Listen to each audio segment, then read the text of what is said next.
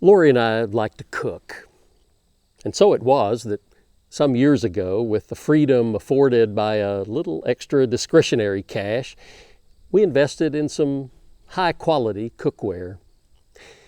The various pieces find themselves either on top of the stove or inside the oven multiple times each day. And so even though it represented at the time a pretty significant investment, we like to tell ourselves that amortized by use, the actual cost has descended into the pennies. Even so, a few years ago, we acquired a couple of cast iron skillets we've come to treasure.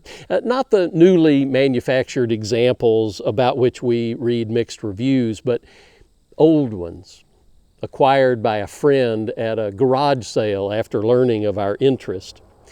Made by the Griswold Company of Erie, Pennsylvania, sometime around 100 years ago, the pans, which are famously sought after, have stood the test of time and bring with them the wisdom of who knows how many cooks over their ensuing decades.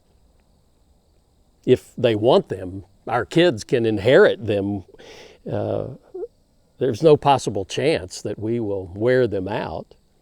They're crafted with care and quality materials and know-how and an eye toward forever.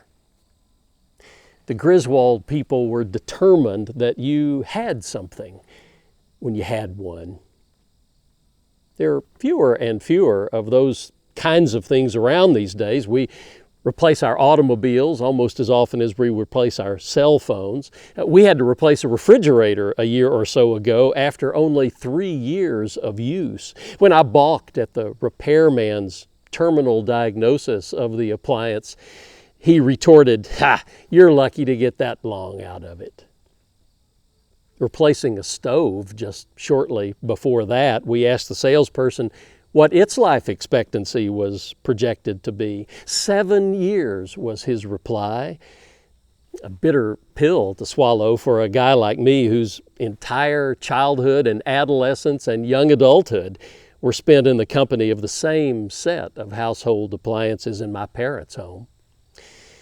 Planned obsolescence and new and improved are the more modern catchphrases, though such references seem to me to be mere euphemisms for short-term gain.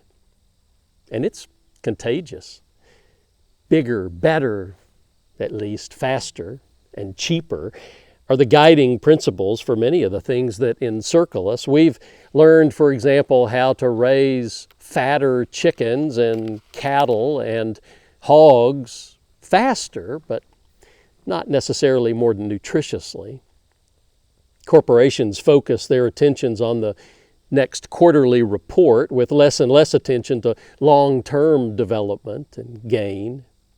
More than one author has titled a book, "Things Fall Apart," at least in part, because it is such a constant phenomenon. So when you happen upon something like one of those Griswold cast iron skillets, something that endures, something that works, something that doesn't fall apart, you hold on to it for the precious treasure that it is. Some years ago, the legendary singer-songwriter Guy Clark ruminated on just such questions. And here's what he came to reflect. "I got an old blue shirt and it suits me just fine. I like the way it feels, so I wear it all the time. I got an old guitar, it won't stay in tune. I like the way it sounds in a dark and empty room. I got an old pair of boots and they fit me just right. I can work all day and I can still dance through the night. I got an old used car and it runs just like a top. I get the feeling it ain't never gonna stop. Stuff that works, stuff that holds up, the kind of stuff you don't hang on the wall. Stuff that's real, stuff you feel, the kind of stuff you reach for when you fall. I've got a pretty good friend who's seen me at my worst. He can't tell if I'm a blessing or a curse, but he always shows up when the chips are down. That's the kind of stuff I like to be around. Stuff that works, stuff that holds up, the kind of stuff you don't hang on the wall. Stuff that's real,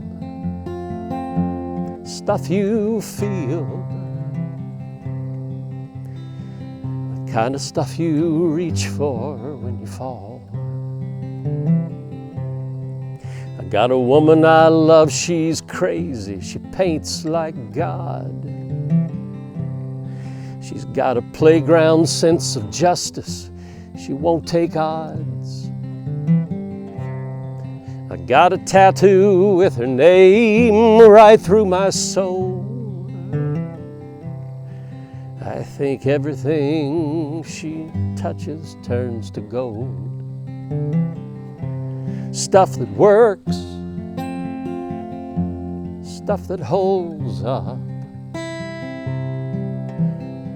the kind of stuff you don't hang on the wall. Stuff that's real, stuff you feel, the kind of stuff you reach for when you fall. The kind of stuff you reach for when you fall.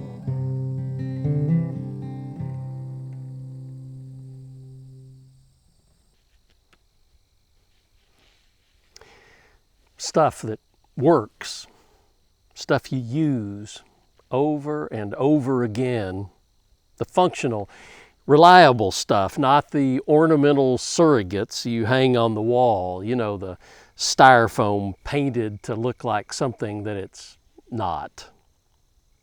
I'm talking about the real stuff, the true and solid stuff. The stuff you go back to time and time again, those boots the song described, the truck that just goes on forever, the pair of jeans that feel so good when you pull them on, you keep pulling them on, never mind the new ones beside them in the closet. The knife you just keep sharpening, the work gloves that fit you like a second skin. And the Apostle Paul wants to add certain qualities of living. There are, after all, better and worse ways of going about it. There's nothing wrong with earning an extra buck or two, but if your whole focus is set on getting rich, chances are you aren't much good to be around. I mean, everybody laments making a mistake, but if your whole priority is always being right, chances are that friends and coworkers will start crossing the street in order to avoid getting trapped in your self-aggrandizing conversation. Most of us have spoken falsely, either knowingly or simply because we were misinformed, but if those around us cease to expect the truth from us, we've sacrificed something essential to the concourse of daily life. There is, however, some relational stuff that works.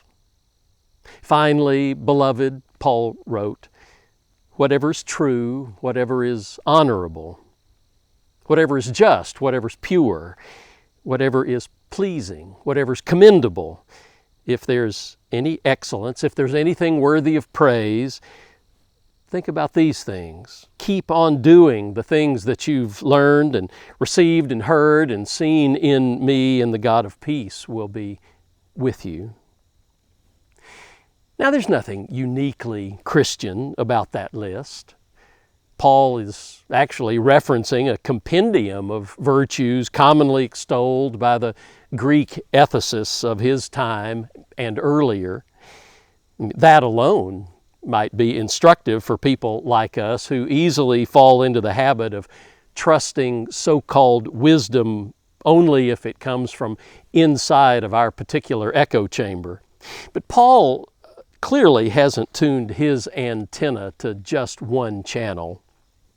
What makes these virtues worth calling attention to is not where they come from, but the fact that they are true, substantial, foundational. But while true, it is just as important to note that they're not esoteric abstractions to be confined to polite and academic discussions as sort of parlor games. They aren't merely pretty things to hang up on the walls. To continue the qualification of the song, they work. They are disciplines to hold on to, practiced, lived. Keep on doing the things that you've learned and received and heard and seen in me, Paul urged his readers. So take another look at them. What do you see? You might notice first what you don't see, what's missing from that list. There is no mention of reputation or power or popularity, the kind of stuff we are prone to prioritize on our resumes. Neither is there anything in Paul's list that fits into the category of particular beliefs or pieties, nor any particular catalog of vices. He's silent with regard to political ideology or artistic ability or physical prowess or mental acuity. There's nothing there about height or weight or gender or race or sexual preference or age or socioeconomic status.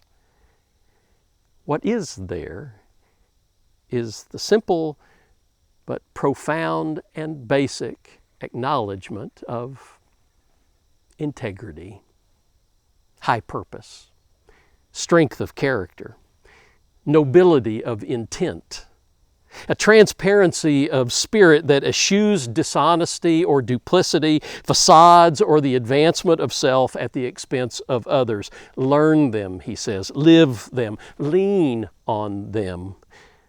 Look for them and expect them in the choices you make and the actions you take, but also in the leaders you choose. For following someone devoid of them can only lead you astray. What Paul sings about is the determined will to seek the best and to do the best that is within your power to do. Because, and this is the most important thing that Paul wants to say, there is more than functionality at stake. There's holiness in play as well. The very expression of the face of God. Keep on doing the things you have learned and received and heard and seen in me, and the God of peace will be with you. Stuff that works, stuff that holds up, the kind of stuff you don't hang on the wall, stuff that's real, stuff you feel, the kind of stuff you reach for when you fall. Keep on doing these things, Paul says, and you will know the face of God and peace. Amen.